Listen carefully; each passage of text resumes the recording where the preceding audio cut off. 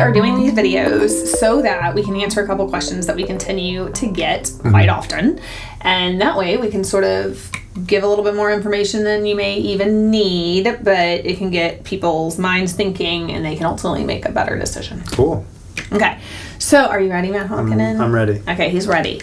This is one of the questions that we continue to get most recently is, should I or shouldn't I use a producer? Yep. Okay, this comes across like you're not alone. We get it all the time. Right. So I'm going to assume I kind of know the answer here. It's not a yes or no. My answer is yes and no, and it entirely depends on what your goal is, right? If you're a backyard musician and you're interested in learning a process and you're just tinkering and maybe it's your first time, your first experience with recorded music, maybe not. Maybe learn something like a kid would learn how to finger paint, right? Like if you're interested in playing bass, pick up a bass and get familiar with it. If you're interested in the recording process, do the same thing. If you're a musician who's been a musician for a while and you want to start getting more serious about your recordings, highly recommend it. Highly recommend it. The benefit of a producer is not just someone who records your stuff. It is a second set of ears that isn't you. That is somebody who does this for a living. Hopefully you've chosen a producer that knows what they're doing or knows what they're doing in your style and is going to elevate the ideas that you already have, right? The point of a producer is to take what you've given them and say, hey, that guitar part is cool. What if we do this instead? Like, I hear where your song is trying to go. I'm going to help you get out of your head, right? The hardest thing for any creative is making those decisions about themselves. And I think that's a lesson that it certainly took me too long to learn, right? I didn't know that when I was younger. I fought against that. And I think a lot of people do. And again, the benefit of a good producer should be elevating the final product and getting outside of the internal dialogue of the musician and saying, hey, I know you feel this way about this vocal. Here's how this vocal actually sounds. Here's how we can make it better. It would be better if a guy sang it. It would be better if a girl sang it. Those kind of questions. Okay. So the other thing that we get a lot is, now who do I use? So I think it's really easy to go, I'm going to use a good friend, or I'm going to use somebody who I happen to know and I really like their style. Right. But there's a little more to it than that, right? 100%. Know the genre. Producers who can do everything, and I'm saying that as somebody who a lot of times for work has to do everything. I would be wary of that. Wary, that's right, English. Because you want to find somebody who enjoys the thing that you're looking for. You don't want to find someone who deeply loves folk music to do your hip-hop record, right? Even if they have the skills, they're not coming from a passionate place. They're coming from a logistical place. That's a hard lesson. And it's hard to feel like you can't ask these people. Like, Scott Miner, I'd love for him to produce my song, but he's never going to, right? I'm just a nobody. First of all, money talks, always.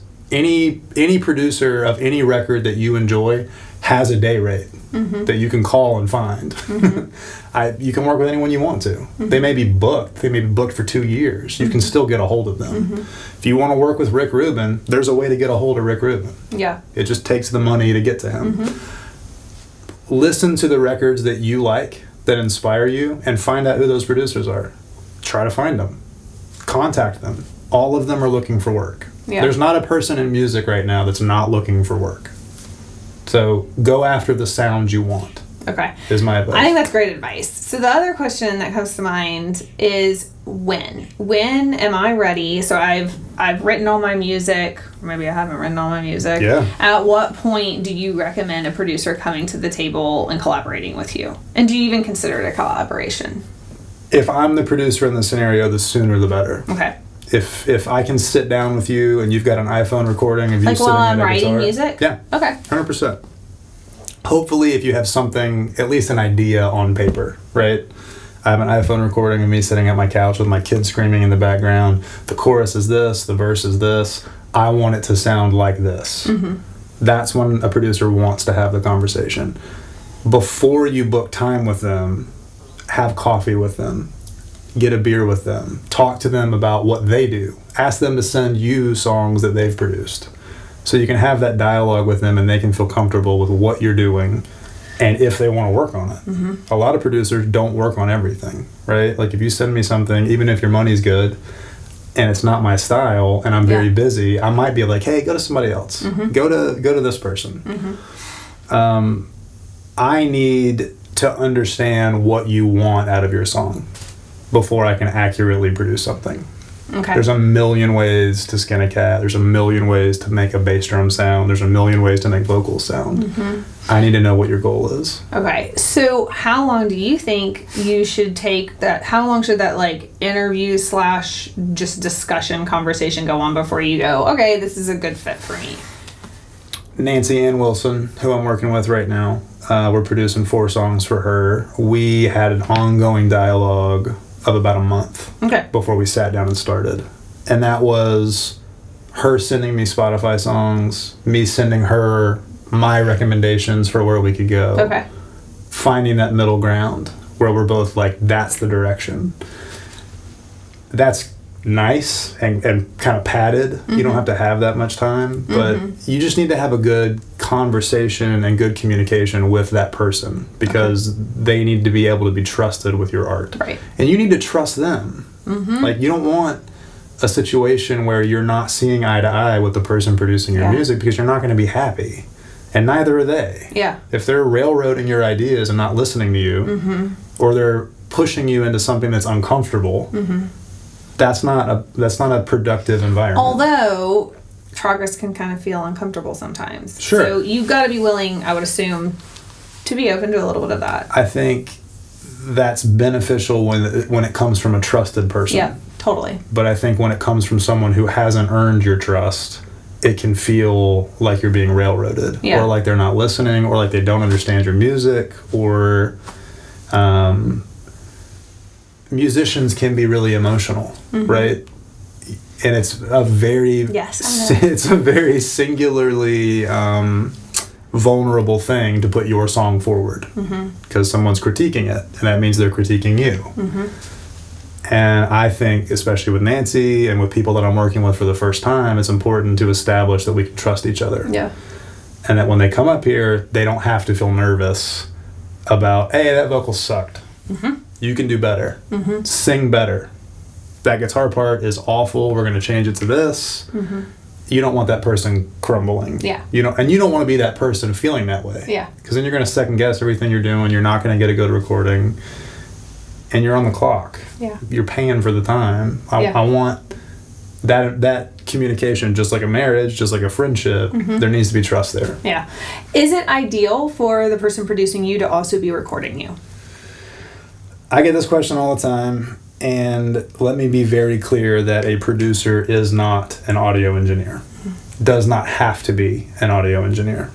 A lot of sessions will be somebody manning the recording, someone who is micing your guitar, someone who's recording you, making sure the levels are good, and a producer. And a producer's job is to focus on the end product. So being in the session, not thinking about does the guitar sound okay, but thinking about what's the use of this guitar? Where should this guitar come in? What other instruments need to happen on top of this? And the audio engineer focusing on the technical quality of everything. I do both. A lot of people do both. A lot of producers are audio engineers as well.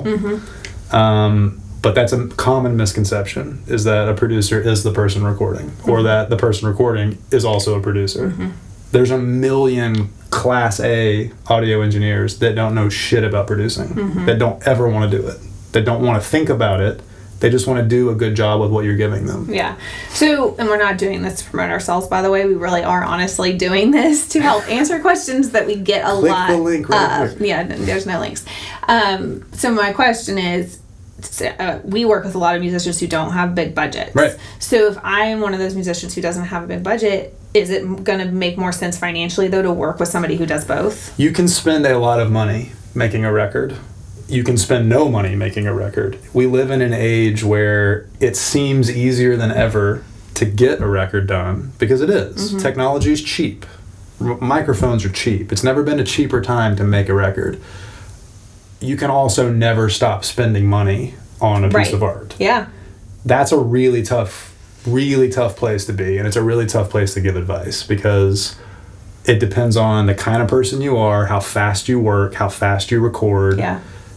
How well do you take information? Is it going to wreck your whole project? If somebody says, hey, I don't like the way the song is, it's too fast, is it going to derail your train, and you're going to stop, and you're going to spin your wheels for 6 months thinking about a new song? Mm-hmm. If you're a person who has 4 songs or 10 songs solidly where you want them, and you know they could be better, or you don't know where to go now, or you're sitting in a place going, this record needs to be done, I've set aside some money, I don't know how to make it better. That's when you call a producer. That's when you look towards, okay, this person records and produces. They're an option. Mm-hmm. Their day rate is $65 an hour or whatever it is. Mm-hmm. Let me talk to them and see if they jive with me. Mm-hmm. If they do, that's a fantastic option. Yeah. If you feel like you want the audio skills and the production of a bigger budget, and you really want to put some money behind it, that's never a bad idea. Mm-hmm. It's never Find a bad the right idea. fit. Find the right fit. Okay. Exactly. It's not ever a bad idea to spend a little more money on more quality, in my opinion. Yeah. Like, that's why producers exist. Yeah. Right? The more people you bring in on a project who know what they're doing on the project, the better that project could be. Okay. I think that's it. That's it for this topic. There will be more, and as those questions arise, which you've been doing this for over a decade, and I've been with you now for like 2 years roughly, right? And we're starting to see very consistent questions. So things like this, we're gonna start introducing some video conversations so that we can explore these topics in more depth. Because obviously, when you call Matt or myself, mainly Matt, he's going to talk to you as a potential client or an existing client of ours. He's going to answer your questions, but sometimes you just need to watch us have or anybody have, there's probably more conversations like this out there, which we recommend listening to. Mm-hmm. Have a conversation about it to really help you spin your wheels a little bit more. And then you can ask better questions. You can think about it in a different light. And so that's what this is for. So we hope you enjoy them.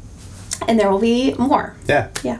We're not doing a schedule, guys, which is going to be as the questions arise, as we hear from you, we're going to be responding. And thank you for coming along with us.